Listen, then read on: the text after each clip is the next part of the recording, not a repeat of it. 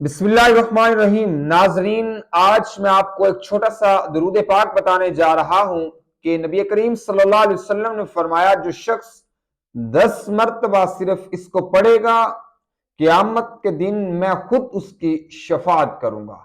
जी हाँ, वो कौन सा दुरूद पाक है? दोस्तों, सबसे पहले आपसे रिक्वेस्ट, मेरे चैनल पर नए हैं, सब्सक्राइब जरूर कीजिएगा और ये वीडियो सुन के दोस्तों तक जरूर शेयर कर दीजिएगा सदका जारिया समझकर, और कमेंट सेक्शन में अपनी राय देना बिल्कुल ना भूलिएगा।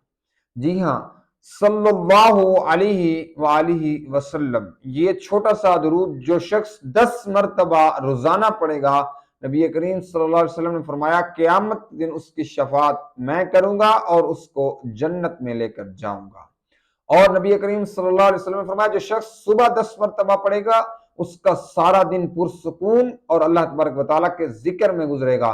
जो शख्स शाम को 10 मरतबा पढ़ेगा, उसकी रात अल्लाह तबारक व तआला के जिक्र में गुजरेगी। अल्लाह तबारक व तआला हम सबको पढ़ने की तौफीक अता फरमाए। दोस्तों, आप मेरे इस चैनल को सब्सक्राइब कर लीजिएगा और बेल आइकन दबाना बिल्कुल ना भूलिएगा, ताकि मेरी हर आने वाली इस्लामिक वीडियो आप तक पहुंचती रहे। नेक्स्ट वीडियो तक अल्लाह।